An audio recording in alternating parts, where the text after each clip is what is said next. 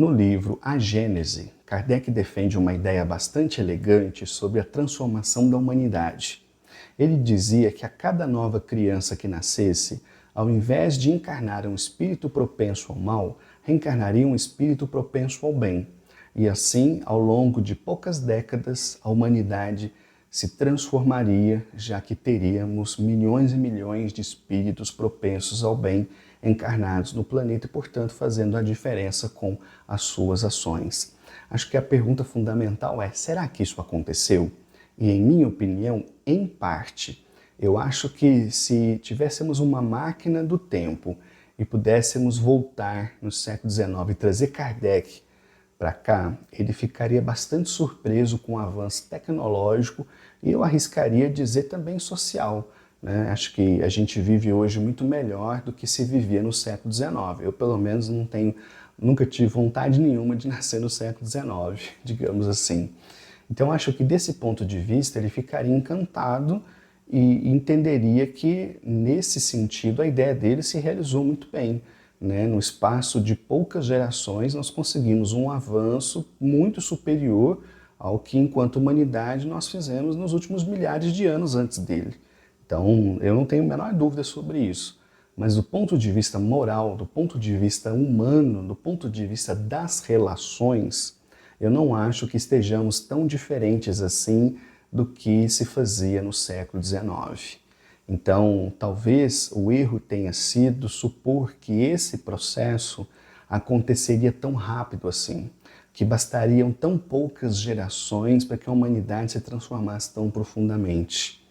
Então, eu acredito que o mecanismo que ele descreveu e que ele obteve com os espíritos é perfeitamente válido, mas talvez a escala de tempo é que foi exagerada num certo otimismo que não se verifica. Por exemplo, Kardec também acreditava que nesse espaço de poucas gerações o espiritismo seria majoritário na Terra e aconteceu o justo oposto. O espiritismo praticamente desapareceu na Europa, ele praticamente só sobrevive no Brasil e em outros países por conta de brasileiros. Então, na verdade, o espiritismo encolheu, houve um retrocesso, tá? Então, enfim, eu acho que dificilmente alguém poderia, através de argumentos doutrinários, dizer que essa, entre aspas, previsão se concretizou. Mas, como eu falei, eu não acho que esse mecanismo está errado, eu acho que a escala de tempo é que está errada. Eu acredito sim no melhoramento progressivo da humanidade, mas eu acredito que isso acontece ao longo de séculos, talvez de milênios, e não de poucas décadas, como muita gente aposta. A gente encontra pessoas que defendem que a transição planetária vai se completar em poucos anos, o que para mim não faz o menor sentido. E acho que assim como as datas apocalípticas que eu mencionei na reflexão passada, nós vamos passar por essas datas que são marcos, digamos assim, evolutivos, e vamos ver que a humanidade vai continuar aí mais ou menos a mesma coisa. Mas talvez daqui 1000 anos a coisa esteja um pouco diferente. E para mim esse é o ponto. E na reflexão passada, quando eu falei dessas coisas apocalípticas, né, dos ceifadores, da ideia de que a humanidade precisa evoluir por meio de cataclismos, eu disse que eu não acredito em nada disso. Mas eu também não sei se eu tenho uma versão muito otimista para oferecer para vocês, porque quando eu olho para o cenário religioso, e aqui eu vou agora dar pedrada em 4 religiões e provavelmente vou receber pedrada dos 4 caminhos. Vamos lá, deixa eu sintetizar aqui as ideias. Vamos começar pelo Espiritismo. O Espiritismo no Brasil cresceu demais no século XX. Eu já falei isso aqui no canal várias vezes. Eu tenho uma séria preocupação sobre como será o Espiritismo nas próximas décadas. Por quê? Exemplo real. Centro Espírita perto da minha casa, o Centro Espírita que eu gosto. Eu visito ele pelo menos uma vez por mês para tomar passe, assistir palestra. E não raro eu sou a pessoa mais jovem presente no centro. E eu já tenho quase 40 anos. Todo mundo ali, terceira idade, do palestrante aos frequentadores, não tem jovem. O que vai acontecer daqui 10, 15 anos, quando essa geração tiver desencarnado? Quem é que vai tocar a casa? Certo?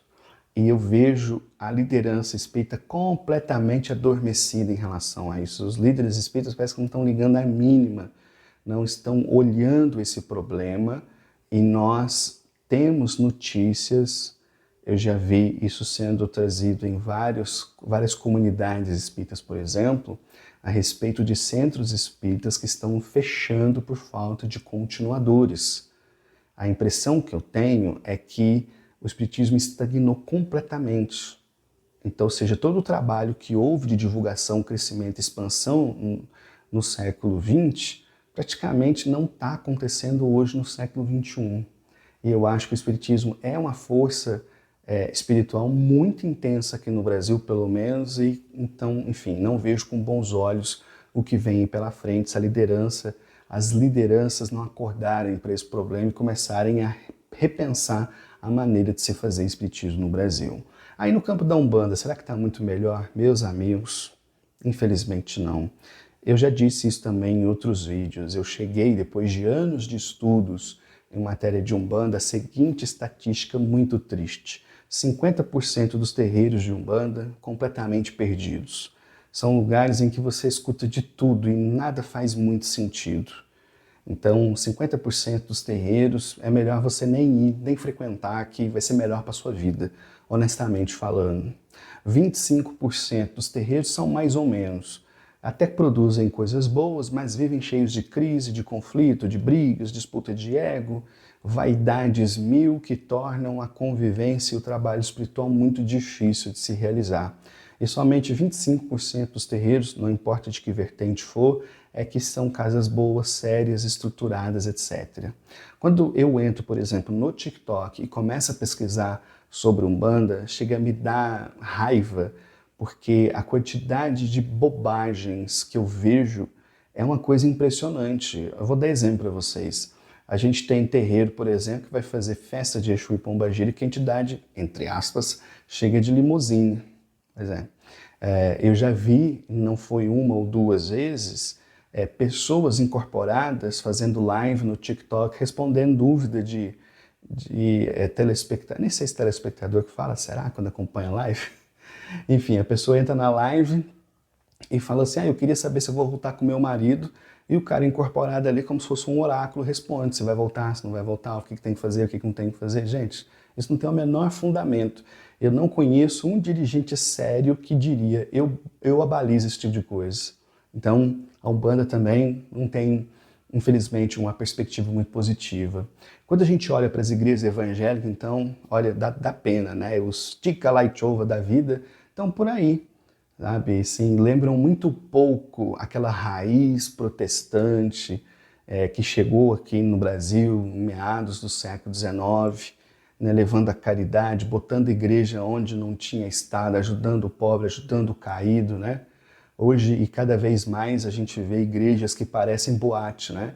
Você chega ali, tem jogo de luzes, né? Esses tempos eu passei em frente a uma que parecia uma boate, sabe? Jogo de luz piscando, e o povo pulando e gritando, e enfim, eu não vejo mais tão fortemente aquele crente que estava ali ajudando, evangelizando, transformando o mundo. Então, não é o meu campo, não vou entrar muito nisso, mas enfim, acho que eu não preciso ter receio nenhum em falar que o movimento protestante no Brasil está de mal a pior. E quando a gente fala do catolicismo, o que eu tenho observado? Né? Eu nunca fui católico também, para deixar claro, mas eu tenho visto, principalmente em vídeos, né, de padres que circulam na internet, uma espécie de conservadorismo que está ganhando muita força.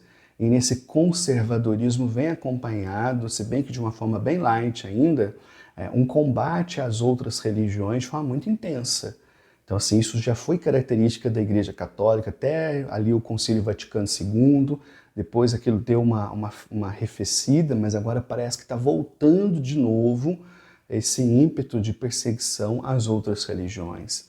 Então, se por um lado eu não acredito em fim da humanidade, cataclismo e tudo mais, tudo me leva a crer que nós estamos caminhando enquanto humanidade para um ciclo de crises de valores, né? Eu vejo isso nos meus alunos, por exemplo, a maioria não é religiosa e não cultiva os valores que essas religiões trazem, né? Não que não ser religioso em si seja um problema, mas a gente não pode esquecer que boa parte daquilo que a gente considera bom ou ruim mesmo do ponto de vista legal, foi baseado nas religiões. Então muita gente gosta de falar que religião não serve para nada, mas as nossas noções do que é bom, certo, errado, moralmente aceitável ou não, está essencialmente alicerçado na religião. E eu falo isso, quando eu comecei a dar aula, os melhores alunos que eu tinha eram de famílias evangélicas. Então, é aquele menino que não faltava, que era disciplinado, que estudava, que fazia tudo bonitinho. Isso está desaparecendo, porque mesmo os alunos hoje de famílias evangélicas não querem nada com nada. Então, eu acredito que enquanto humanidade nós estamos entrando num ciclo, né, de crises de valores espirituais, e por isso eu não tenho uma visão muito positiva, não.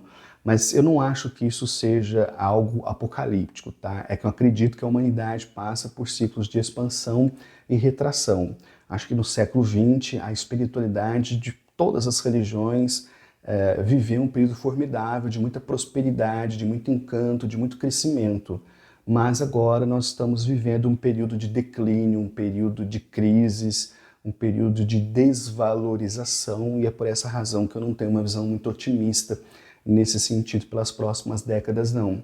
Se você compartilha desse mundo comigo, nós provavelmente viveremos aí nos próximos 10, 15, 30 anos um período de muitas crises espirituais, onde a hipocrisia, a falsidade, ou simplesmente as etiquetas sociais vão ter um protagonismo muito maior do que os valores que fundamentaram a nossa sociedade, por exemplo. E se você não está nessa pegada, né? Se você, como eu, tenta ir contra a maré, se você está subindo o rio ao invés de descer com a maioria, é melhor você arregaçar as mangas, porque olha, nós vamos ter muito trabalho. Se você gostou, curta, compartilha, mostra para outras pessoas, se inscreva no canal e até a próxima reflexão.